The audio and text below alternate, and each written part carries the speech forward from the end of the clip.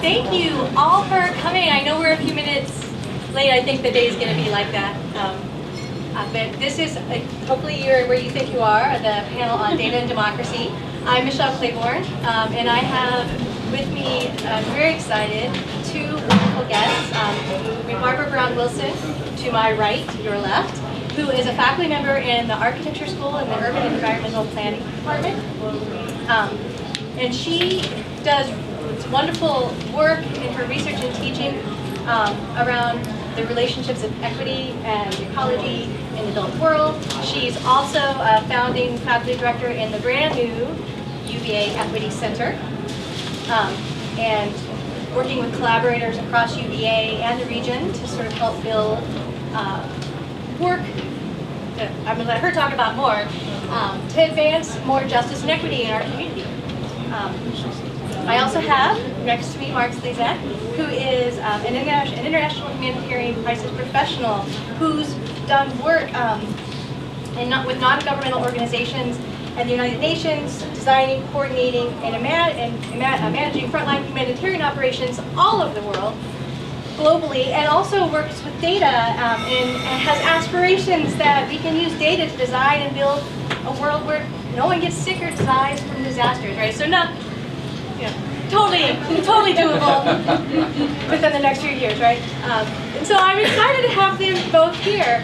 I'm not, the program as it is doesn't say any more about the panel description, so I'm just going to read to you briefly what probably is on the website about what this panel is, data and democracy, because it can mean a lot of things, and the way we chose to take it was really sort of small d democracy, the kinds of inclusiveness and thriving and justice necessary for democracies to even work. And so what we really want to talk about is how can data and data science be used to promote a more just and equitable world, to reduce human suffering, to enable the inclusion and thriving of all people. And so we want to consider those questions in ongoing research spanning the spectrum from local to global. And one of the things I'm really excited here is to try to think about how we can connect the work that we're doing more locally or globally. And is it the same thing, just in different locations, right? Or maybe not. But I think that's a reasonable question.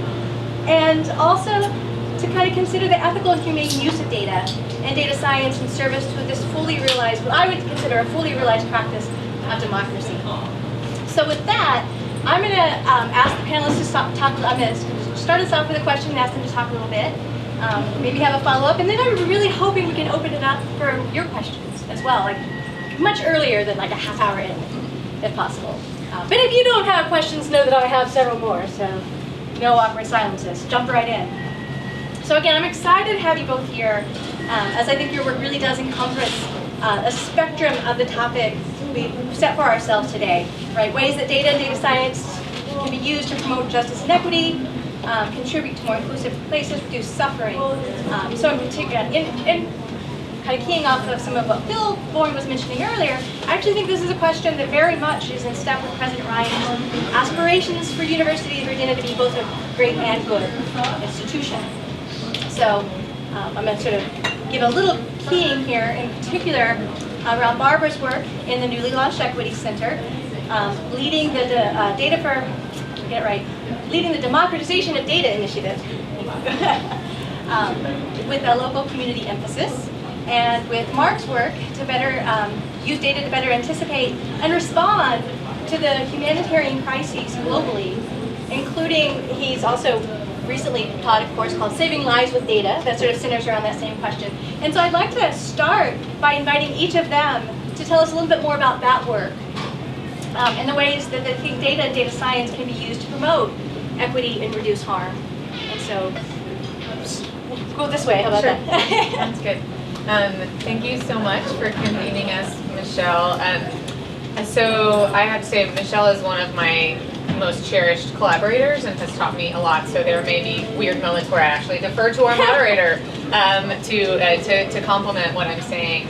The UVA Equity Center, for those of you who haven't heard about it yet, it's really been launched in the last few weeks, and it's a initiative of the Democracy Initiative, but we've been thinking very much in line. I'm also on the President's Council, as are several of our our leadership on the community university relations. I forget its formal name at the moment. It's also newly launched and solidified. But trying to think through, the President's Council is really focused on how the university is, to this great and good challenge, a better neighbor and a better anchor institution as an employer and a healthcare provider and you know, just a sort of member of our community in those ways that an anchor institution always is, and the role of an anchor institution in community wealth building and anti-racist work and anti-poverty work is a conversation happening nationally. I teach in urban and environmental planning, so that's the sort of work that I'm always curious about, and the perspective that I come to the work helping UVA try to answer their own question about their role as an anchor institution locally. That said, the Equity Center is trying to match the sort of operations focus of the President's Council, which is much more about housing, wages, education, and public health as were prioritized by community last year.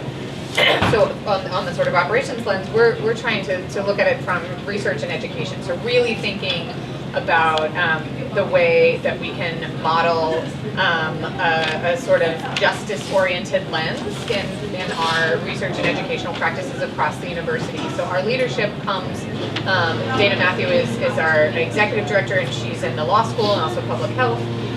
But we have representation from across the university and have partnered very closely with the libraries to try to think about systems change at the university level.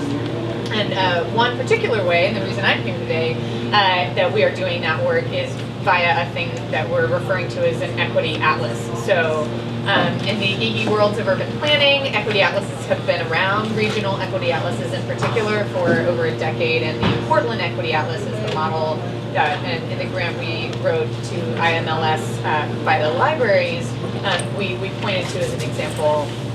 What the Portland Equity Atlas has done is built a coalition, so it's not run by a university, it is not run by any one institution, but instead it serves as a bit of a form of power building, but also checks and balances and sort of shared accountability, shared power, via a consortium that runs it, which has both advocates and governmental leaders. So we've done a lot of interviews and focus groups with people around the region, trying to figure out what would be the most beneficial lens to think about spatialized data, to think about accountability data, and honestly to think about storytelling and narrative via the lens of something like a digital atlas. And what this has come to so far is the notion of more equitable governance. So we've been working really closely with Siri Russell's office, which is the Office of Equity and Accountability, or Equity and Inclusion for the County of Albemarle, and she's trying to put forth the first equity profile, which is all about sort of data and analysis, but at the level of the county itself in the state of Virginia. So that they've happened other places, but not yet in Virginia, and it's a wonderful accountability tool for better, more transparent, governance decision making. And so we've been supporting her office very closely with Michelle's lab, and then I think we hope to work with the city and the university to think about equitable governance in a shared way. So data being used as a tool for accountability. And there are some challenges there that I'll go ahead and just bring up. I imagine there'll be future conversation around this, and then I'll go to the storytelling portal quickly before I pass the baton. But the major challenge when you think about open data, and I should say I'm a qualitative person. If we're going to define ourselves by socially construct our methods into separate worlds. I'm a qualitative person. I'm a critic of data, but I'm not a good creator. So I'll say a lot of things that are wrong, but that's my role as translator is often to be wrong, and then to have people correct me towards better ends. But in we had a group of students with Andrew Monshine's class actually last year look at the Charlottesville open data, which is done by a set of city leaders that are volunteers doing this work because they believe in the power of open data, and just look at it. What is useful about it? Where is innovation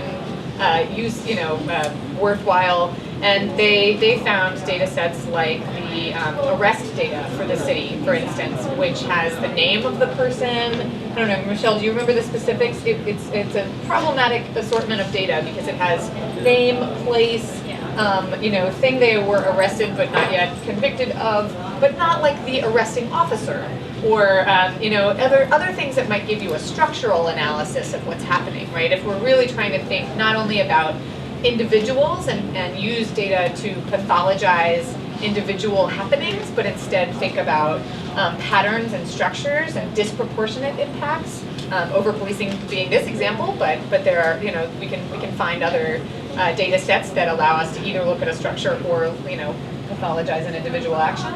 And so that's a big concern for me in the equitable governance lens, is how do we make sure that data does no harm, but instead is helpful in pointing out these structures. I don't think anyone wants data to do harm, but it's the easiest way to disseminate data is via a lens that doesn't have that structural analysis. So we've been looking at really great examples around the globe that do that well to try to figure out what the Charlottesville appropriate example would be. Because when I talk with the Public Housing Association of Residents we work closely with, their leader, Joy Johnson, just reminded me, like, data has never been good to poor people, Barbara. Like, it's just not, mapping us is not helpful.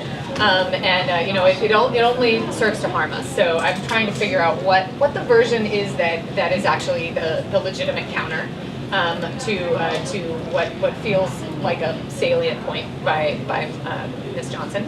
And then the other portal that seems really important, especially for Charlottesville as a region, if we're going on the local for a moment, and thinking about structures, is a sort of historical and storytelling portal. So our equity atlas will likely be done. This portion would be done strongly in partnership, or even in as the lead, the Jefferson School African American Heritage Center. They've been mapping racial covenants with the support of the Scholars Lab at UVA and others, including urban planning.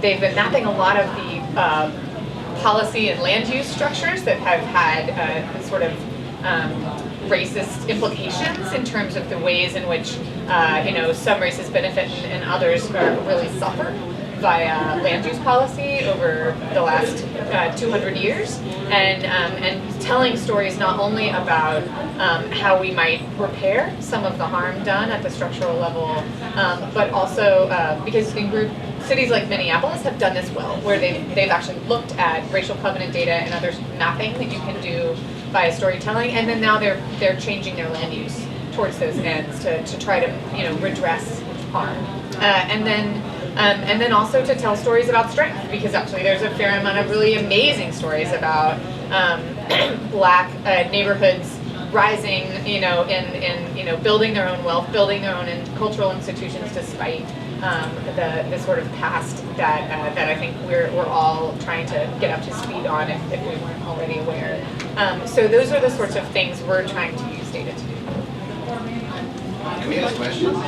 Yeah, I definitely want us to ask questions, but I actually want both of them to have a chance to talk, and then we can start with questions. Great, excellent. Okay, great. Thanks for a chance to be here. I'm also affiliated with the Batten School, the Global Policy Center, so they wanted me to mention that at the outset here, just to make that relationship and connection. It's related to the class that you mentioned before that we talked about data and saving lives. So. Thanks a lot for the chance to be here today. It's great to meet everyone and to be together here today. So I'm going to talk about some similar issues to what you mentioned, but on a different scale, and I'll try to make some connections back and forth, and then we can get the conversation going. So I work in the field of international disaster response, right? So when a country around the world has a disaster, the first line of defense and response is, it's people themselves, right, who are affected, neighbors helping neighbors, right? So that's always what happens when a disaster happens last night. So last night, for example, we had a mini disaster around here and a bunch of trees fell on our road, and my neighbor got out even before I did with his chainsaw and cut down all the trees that were across the road, right? So it's always people helping people everywhere in the world. But then after that, the next line of support is the national authority, right? So at different levels, local, regional, and national, the national authority here is FEMA, right, for the U.S. So when a country around in some part of the world has a FEMA that's less strong and there's a major disaster, they will call for international assistance. So the country will make a statement that they will accept international assistance. And then there's a whole constellation of different organizations that come in and provide that assistance.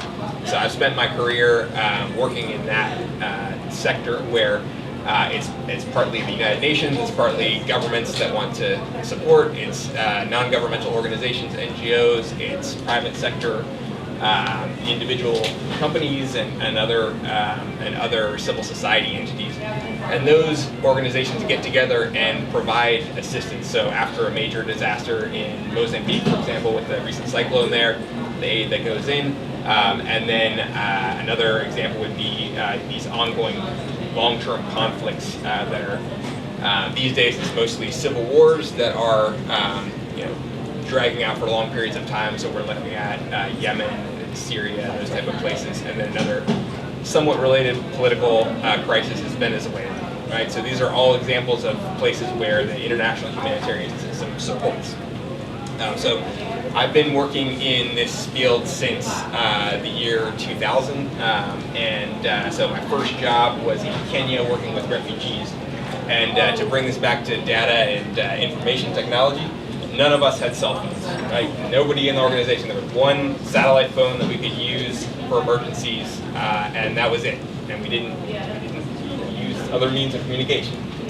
Email was just starting to come in at that time to these operations. We eventually got an email, and that was very exciting, right? So, and now everybody that we're helping in these disasters seems like has a smartphone, right? So the difference in technology adaptation and access is vast, right? And so if you watch the news right now, you watch TV, we get a lot of really amazing coverage and detailed coverage of these tragedies that are happening around the world. So the different natural disasters, the different wars. So it looks like the world is burning, right, if you turn on the TV, but it's definitely not like that from a macro perspective. There's been a huge rollout of better governance around the world, and poverty has been reduced on a massive level.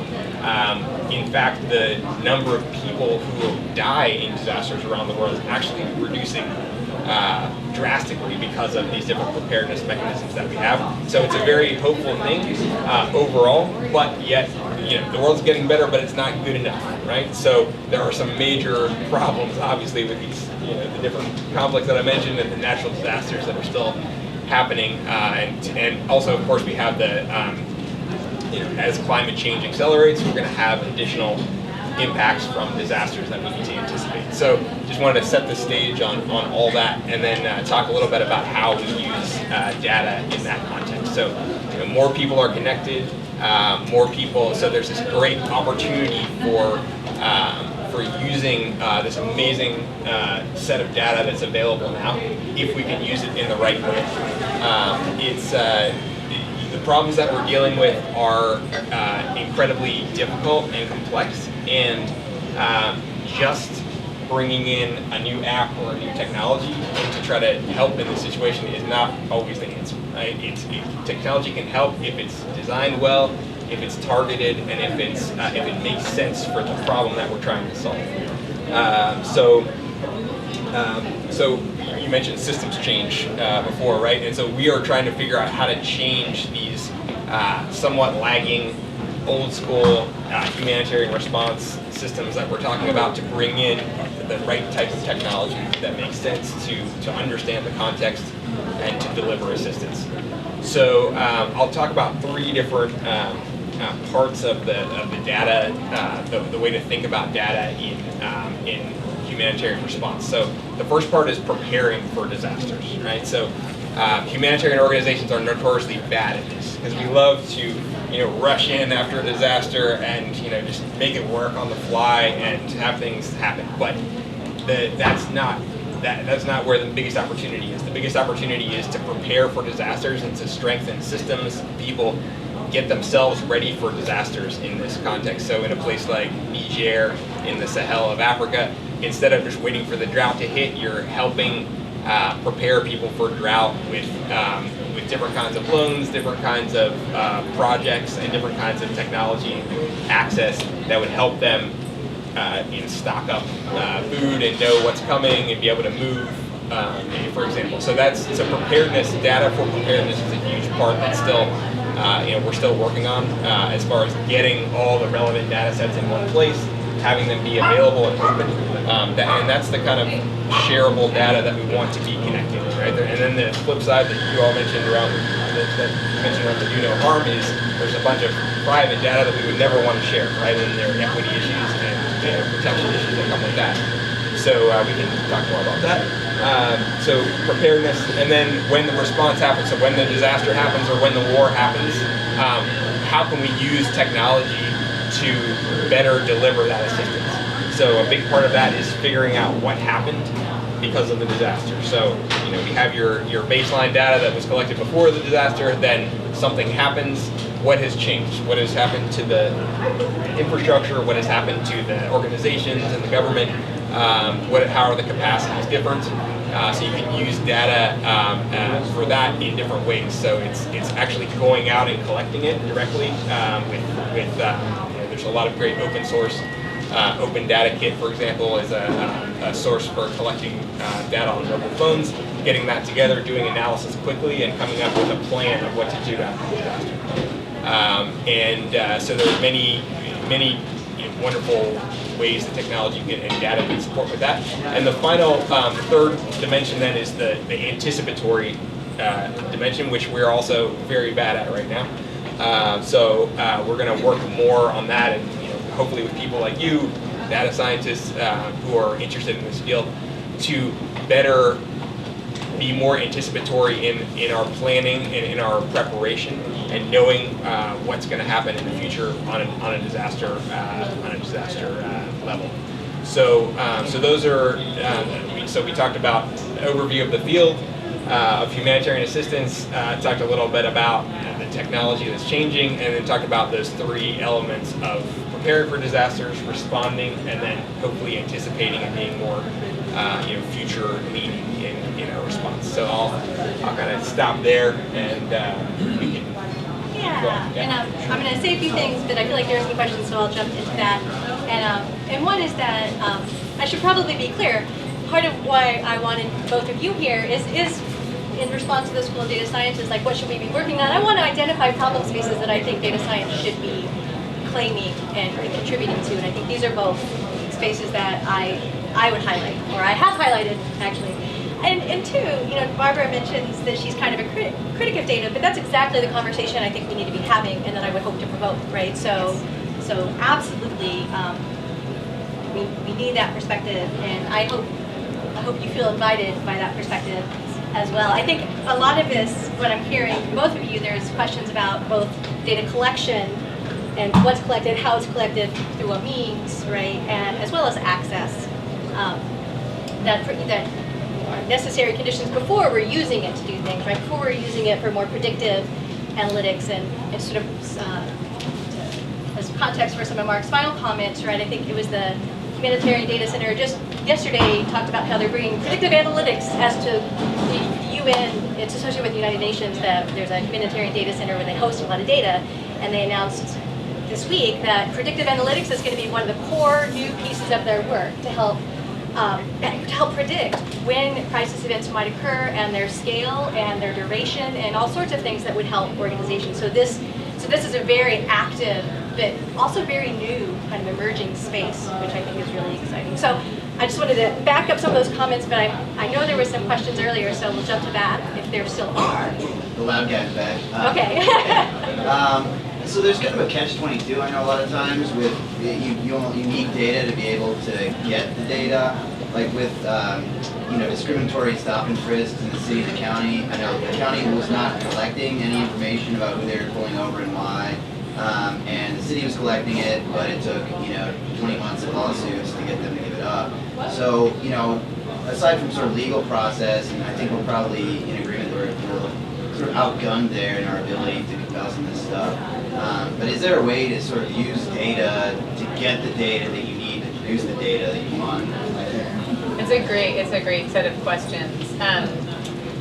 I think so. I mean, some of the data, and that's one of those things that definitely, to Michelle's point, I'm a critic who wants to partner and figure.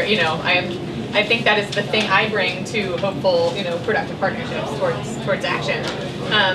But so I may not be the best person to answer that question. We might have others in the room, so there's been a fair amount of really instructive research, at least for me, done on mass incarceration and the sort of over-policing of the sort of disparate impacts work that does require stop and frisk data. It does require, it requires like us thinking about every point in the prison industrial complex ladder, or whatever metaphor we want to use there, and it's absolutely critical that we have data towards those ends, and it's that like balance of the individual data point being about the person's name and their identity, and how you might be able to then ruin their lives with that open data, versus thinking about the pattern, right? Of like, okay, well, what is when you look even just at like in the school system, who is I'm losing my words in terms of school system language, but like there are all of these ways that people are over suspended and they're sort of over processed in terms of their criminalization within the school system. And so there's a lot of different ways and a lot of different data sets that can help us, but I think it's this sort of stitching of those together, and especially around the points of like, I think it's called the $1 million block, but there was some research done out of Columbia that was thinking about the cost of mass incarceration and the ways in which the sort of using that same lens that public health has been able to do with the social determinants of health, also thinking about the sort of physical determinants and socioeconomic determinants of policing feels to me as a sort of user but not a producer of data to be it's more difficult approach to data analysis, but it's much more instructive if we're trying to think about structural change. I want to add to that, if I may, in that one of the things that I thought about when you were both talking, but from different angles, was the way in which so much of the data that we're talking about being accessible is generated by the government, generated by coercion, generated by state power, right? Which to me is always one of those questions about like, how can we use the tools of the government? Well, I'll leave it. How can we use those tools to fight that power, right? But when Mark was talking, he was talking about like the ability to collect data, with mobile phones on the ground, and I'm kind of, I don't know. So you can tell me if that's just the people actually working in humanitarian crisis, or if that's the community at large is able to contribute to that. But one of the questions I would wonder is, to what degree should we not be relying on the government to release that data, but helping communities generate that data? And I'm looking at Charlotte because she's very interested in community-generated data. That might be another response, right? Rather than sort of passively being like, hey, state has all the coercive power, give me your data, right? Maybe there should be some counter collection or more community-oriented collection. I'm just gonna throw that at you guys. Can I build on that and then pass the baton fully over?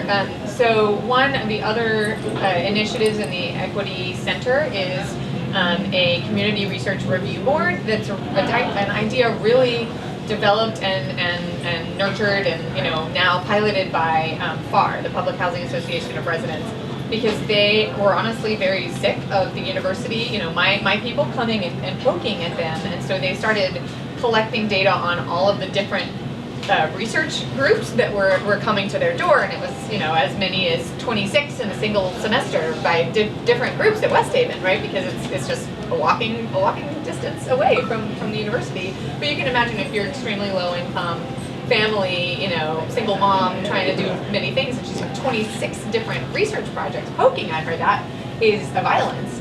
And so instead what they've done is they've looked at indigenous sovereignty models of data management, data governance, and so to Michelle's point from earlier, right now they've just created a structure that they've done in conversation with the university's IRB to think about, okay, right now our internal review board for research has been mostly about protecting ourselves from ethical harm. I know it was created to protect people, but in reality, often what it does, and I'm not saying anything about IRB. I think they're amazing, and they've been a really wonderful partner to those ends, and it's something that I didn't do, but is spectacular, I think. But the Community Research Review Board has been developed in partnership with them to protect people from over analysis. But then the hope is they build capacity. They want to be asking their own questions, collecting their own data, analyzing that data, and then acting upon that, creating their own policy. And they want the university as a support system, but not as the lead. And so towards those ends, I think actually infrastructure that allows for community-driven data collection is critical, and they're ready for that. But that's what they'll need our help on. Okay, great. Yeah, so it's really fascinating that you mentioned that example of the 26 different research projects. So we have actually a word for this in disaster response, and it's called assessment fatigue. Okay, so in these disasters, we talked about all the different types of organizations that are coming in. It's a very ungoverned environment, right? So you have a weak national authority who is called for external assistance. So you'll have sometimes hundreds or even thousands of NGOs coming in from the outside to that area, and there's hundreds or thousands of NGOs that have been working there and who might be national organizations. So it can be very complex, and we don't have a unified way of assessing needs right now. So anybody can just go in there and do their assessment, and that happens a lot where people come to the same communities and ask the same types of questions again. The way we get around that is by having better data to begin with. So it's interesting what you mentioned about needing data to get data. So in this case, that would be great, but we don't necessarily have that luxury a lot of times. So where we can, we do that, but it often doesn't exist, mostly because we're not spending enough energy and time and money getting it to begin with. So there's not a good baseline, but that's for the a more anticipatory system. And the other way is to do different kinds of coordination mechanisms in there. So getting organizations, the UN and the government sitting down in advance and trying to get organizations to coordinate their assessments and make sure that they're asking the same type of questions, and then the data goes to the same repository and can be analyzed for a joint response. So that's the ultimate goal. However, there's not one. This system that we're talking about is just made up of so many different small parts. It's not, it's creative, it's fast, and it's there to save lives, but it's not cohesive, and it's never one common organized front. So we work on that as much as we can. The other, we're talking about community-generated data.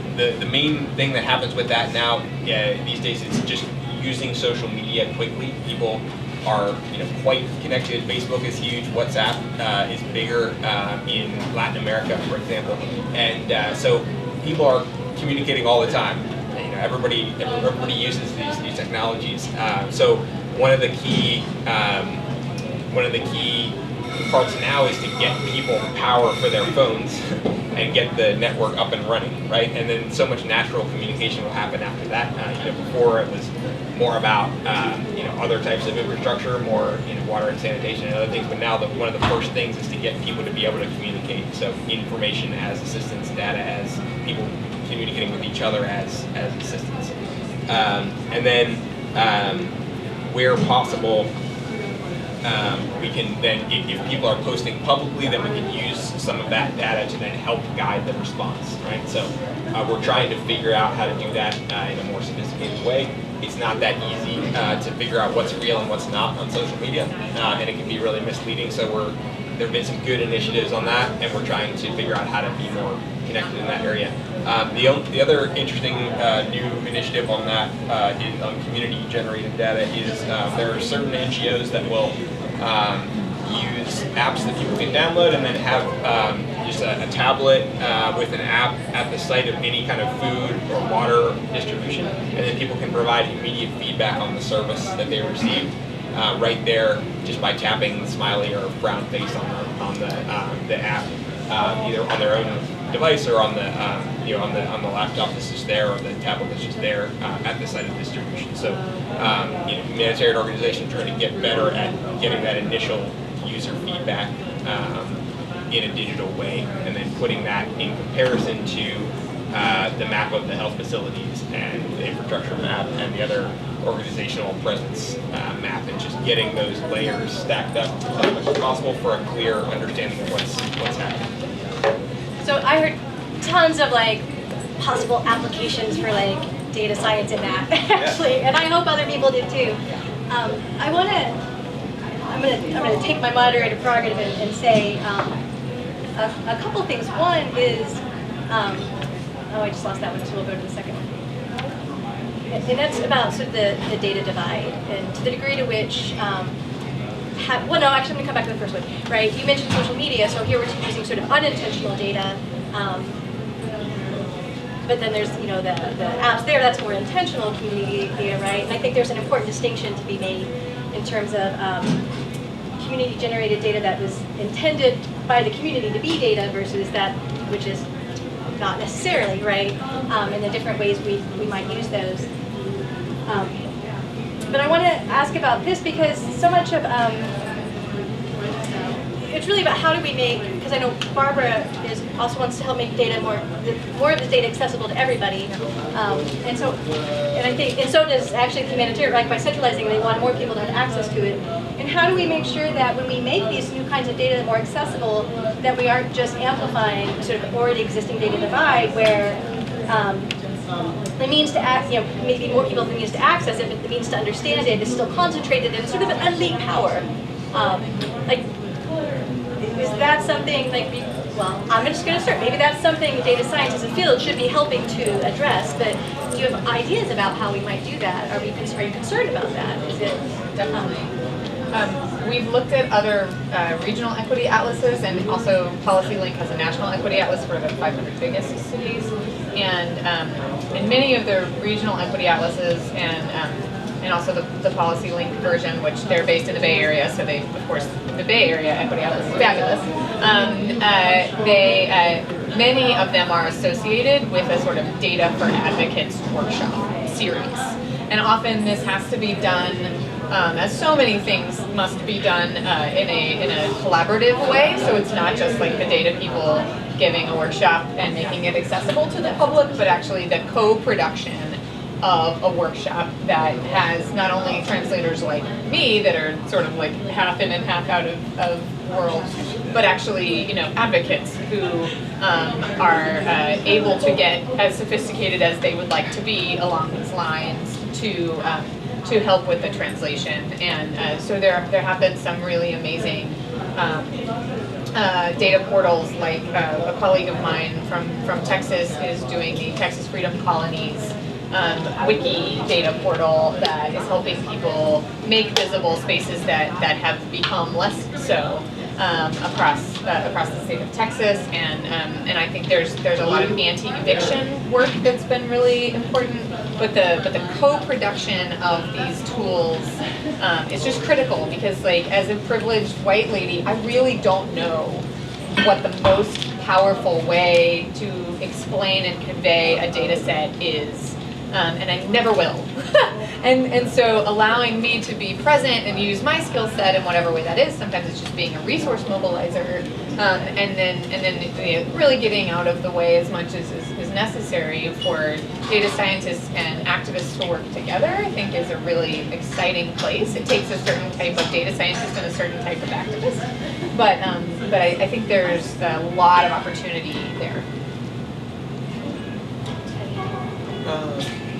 Yeah, as far as opportunity for data scientists wanting to participate in this type of field. I think that all humanitarian organizations are struggling with how to digitalize and how to use new technologies. So some are even hiring data scientists, and some work with volunteer groups of techies who want to provide different types of support. So there are different groups that I can share some links actually to the notes from the conference for people to That would get be involved. awesome, yeah. And so there are groups and ways to do this, and it's a really worth field with huge amounts of possibilities for anybody who's interested, either to volunteer or to look at it as a professional option. There'll just be more and more opening up in the future as we figure out what to do and how to do it, right? And that's really the process right now, is how to use the opportunities that the digital revolution offers, and then how to sort out the negative, what we call protection issues that come with that, with that process. We're so early on in our evolution in the digital sense that I feel like in here locally we've gone through this cycle of this can be so great. What if this is incredible, let's use it, and then we've gotten around to the, okay, we've had some major problems, we've tapped out the major advantages, now we're dealing with these equity issues, and so we're kind of more involved locally, and so we're dealing with these hard equity and protection issues here. We haven't gotten to that stage yet in the international system. We're still trying to figure out what the benefits are, and then trying to move around to, but really soon we're going to come around that circle and start hitting up against more what we call these protection issues. So we're already seeing that in places like Syria, where the government is very sophisticated and there's a lot of data out there, and I don't have any specific examples, but we can be sure that the government has gotten some kind of data about that would open and then used it for something related to the ongoing war, right? Like that's a definite. I'm sure that has happened in reality, right? So one of the ways that we try to avoid that in the humanitarian system is by separating these shareable things that should be open, that we can use to analyze the response in the disaster, like roads, organizations, types of assistance and outcomes from that assistance. Making that available on the thing you mentioned before, the Center for Humanitarian Data and the Humanitarian Data Exchange platform, so it's open and accessible, but then making sure that we're always drawing a very clear boundary between that and any kind of personal, individualized data that can be used against an individual or against the community. So this personally identifiable data has to be better protected and totally separate from any kind of sharing open data initiative that goes on. So having that separated is a first step in working that out, but then we'll need much more work in the policy front, much more work in thinking about equity issues and access issues to protect that as we all share more and as more is available from all of us. Can I just build on that? So from a smart cities perspective, which in urban planning is sort of the lens I use to a very similar kind of sense of data, I have very smart colleagues both in and outside the university working on this more than myself. So I don't think it's a problem that isn't getting answered. But there are a lot of concerns, especially when you're thinking about the lens of displacement. So if people could be at risk of being involuntarily displaced from their neighborhood, if they are not only over policed, but also just if they're speculative developers trying to find properties that maybe haven't been fully up to code, or maybe you're getting too many noise violations. There's all sorts of ways in which when your community is gentrifying, and you're a lower wage earning household, you are at risk when too much data about what's happening in your neighborhood, especially if your phones are being tracked, and there's just a whole bunch of ways that you can be made, like the choices in your life can be made less and not greater by data being shared about you. And so that's a thing we have to just be really, really careful with as we go into this data revolution of like every sensor we can apply everywhere is better, because it's just there's a real set of dangers that are already very much very real in our lives. Yeah, can I follow that? Yeah, so it's fascinating. We're using a lot of the same words, but about data and about these similar issues, but in really different contexts. So the way that you mentioned displacement as being from gentrification and other kinds of violations. So in the international system, when we talk about displacement, we're talking about people who have been pushed out of their homes from a disaster or from a war. Right? But in a lot of ways it's similar. You can't stay where you are, you're getting pushed out by some kind of force. You're facing the same type of dislocation challenges, and you're out of your network, you're out of your livelihood, the way that you have to connect with your community and make money, and you're in a new physical location where you need a whole set of other services, either that you make yourself or that you're getting from an external situation. So that's fascinating to see that happening here. And there are two types of displacement that we deal with. One is when people cross an international border and they become a refugee, and there's a whole subset of assistance around that. And when they are displaced internally inside their country, which is probably what we're talking about here in the U.S. Yes, gentrification. yeah. We just say urban stressors to sort of wrap them all together. Right, and so in the past, our displacement issues were mostly, these pictures that everyone's seen of the big camps in Democratic Republic of Congo after the Rwandan crisis in '94. These kind of rural, huge camp complexes that get built. There's one in North Kenya also, where I worked first in the year 2000. But more and more, we're talking about people who are displaced and getting pushed into cities and slums, right? Because that's what's happening is the urbanization around the world in these mega cities, and that's a new challenge that we face on the data front, is dealing with the displacement that we're seeing in an urban context where everyone is just there together in different neighborhoods and different locations. So there issues. We have about 5 more minutes, and I want to. Question. Yeah, I want to. I have a question. So back to your question, the statement you made about identity of humans. Yeah. So the statement you made was roads and things that are not about humans, you can share the data, but when it comes to humans, that you want to protect that. So I work in biomedicine, and that's something that we deal with a lot. So how do you not reinvent the wheel? There are ways to look at human protections.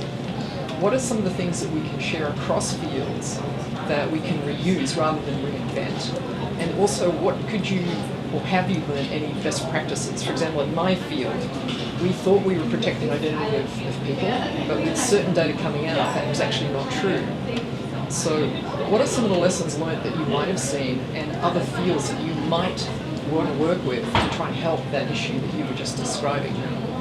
I totally agree with you that we need to be better about connecting to those learnings. I don't have a good answer as far as where, it's definitely something I want to look into more, and I'd love to chat afterwards more about that, to hear about your field. It's important to realize that we're dealing with so much more micro and sophisticated issues around this here in Charlottesville and the U.S. We're dealing with we're so much earlier in our evolution when we're in the international system. So it's about the very basics of protecting people's identities and whether to use biometric identification or not. So and how much, if somebody's stuck, is displaced, one of these displaced people, and they need food, and we're making them register to get food with an iris scan, right? That happens. And what are the ethical challenges around that? So I think the main area where we need to look right now is probably to ethicists. Yes. and the ethics field rather than necessarily other more technical fields, just because we're trying to get our foundations in place. But yeah, great. I would argue that it is also technical, because an iris scan could be used by another government to say, you're a particular ethnic group, and I want to cleanse you. So if I know that you have that scan, and I can read that data, so there it becomes a question of how do you obfuscate something, but you can still use the data. So in our world, we use a lot of de-identified data. Right. That's a progressing field as well. And this is not something that I think in the US are more sophisticated on. I have been looking feverishly for a version of a sort of code of ethics that one could apply locally to this issue, and honestly I think the way that you talk about it is equally as sophisticated as the ways that I have found anyone discussing it, and the health fields are the ones that have, you know, they are on the frontier, no doubt. And then also there's actually some very cool indigenous sovereign data management approaches as well that we found in a different way than the CRRB research. But it is a place where ethicists are still, I think, central to figuring out like what is the first do no harm approach. And I think that the challenges of data governance, which is sort of how I might put this, right, in an international realm when an NGO is there at the invitation of a sovereign state, right, are especially challenging versus the data governance questions, you know, that we might have, like the National Science Foundation sets forward to us, right? And so how do organize, you know, NGO organizations, I do think can be compelled to lead, right, from the state, right? So there is this huge asymmetry. How do they manage that and govern that in a context that's particularly broad, or potentially? Phil. So I just wanted to pick up on the point that Lydia was making. By science, the more general statement is this cross-fertilization of actually learning from one discipline, I think, into using it in another. I mean, that's what, you know, frankly, is exactly the mandate of the school. But, you know, that's easy to say. And what we need is help from you to understand how best to do the way we're moving forward. That's first of all having gatherings like this. And then, you know, hiring right people who are really interested and disciplinary kind of activity. But there's still probably more with respect to our policies, our governance, our platforms, our principles, and all of that. So this is an ongoing thing. So I think really we want that dialogue to really continue. It's just stunning every single day that we sit there. There are things that come across from one discipline that just immediately can be applied to another. And there's no vehicle right now to make that happen. It's kind of really, you know, trying to get that together. Yeah. It's one of the reasons that the Equity Center has tried to build itself, is we have, you know, every week people from law, public health, medicine, nursing, urban planning and architecture, Batten, psychology, and education all meet, and you know, that isn't enough, but it's a start as we try to stitch together these conversations, and so yeah, we're trying to build apparatus that allow us to think about ethics cross disciplines, and I think we'd be very excited to be, you know, having this level of conversation. Good, likewise. And I think there are, Mark can correct me if I'm wrong, but I feel like there are a lot of potential opportunities for sort of academic collaborations with humanitarian organizations as well in those challenges. Starting a new project with Save the Children as an example of that collaboration. I think there's room for. I would love to see more of that. Right? So you talk about data governance. What's really interesting though is you actually have a situation, if you develop ethics in the United States, someone in another country, a war-torn country, is not going to care about those ethics. They're going to want to violate them. So you actually have a chance to have a conversation around what ethics work under war-torn or disaster situations. That conversation doesn't happen in my world because we're not dealing with that. So you actually have a really important contribution to make, like these ethics rules work in a country that is not war-torn or dealing with disaster or a situation as such. And that actually might help you with protection of data because it's a dynamic situation that changes.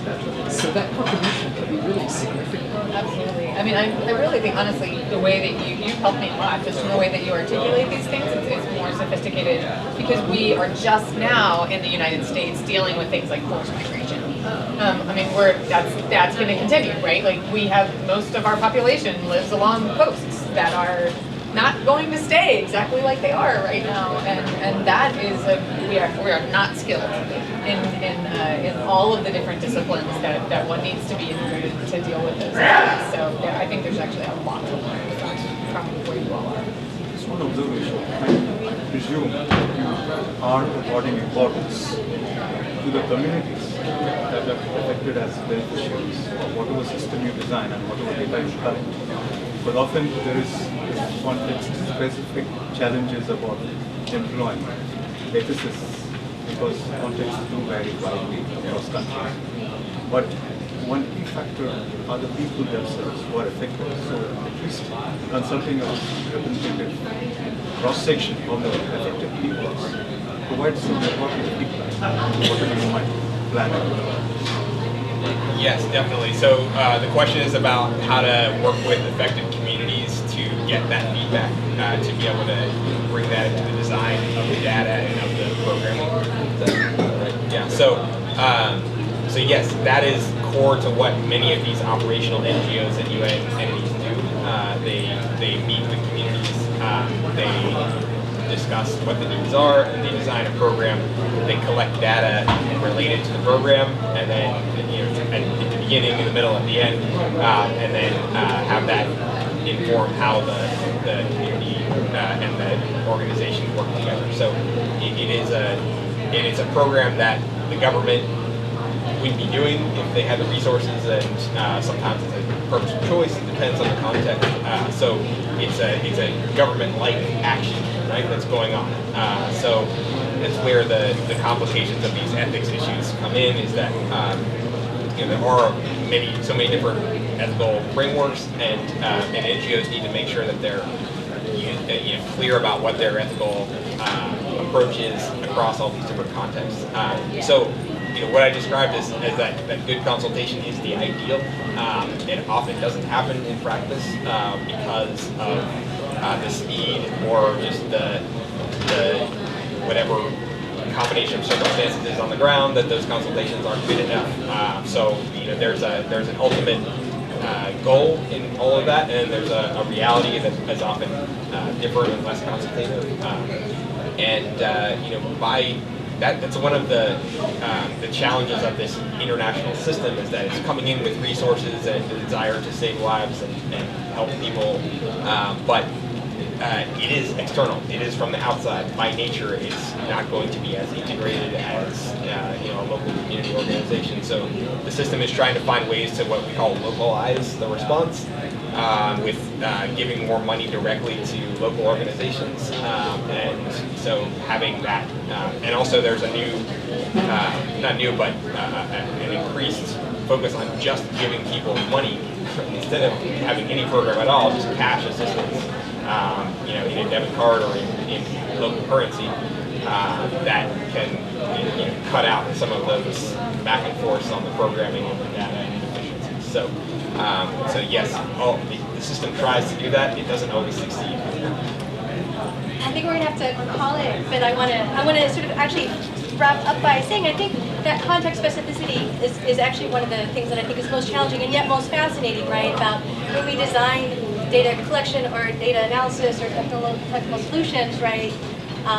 The need, and sort of harking back to sort of Phil, is to sort of be working with deep knowledge of the context, I think, is absolutely essential. And that's where I feel like, data sciences collaborators are great collaborators, but need to respect that, need to work with that deep knowledge. And it's one of those things I think data sometimes helps make, when we work with data a lot, we sometimes let the lack of granularity of the data sort of make us forget about the heterogeneity of human experiences, right? And in ways that do harm to what we're thinking, and so kind of keeping that in context seems really important. And so with that, I'm going to close because we are over time, and thank you both so much.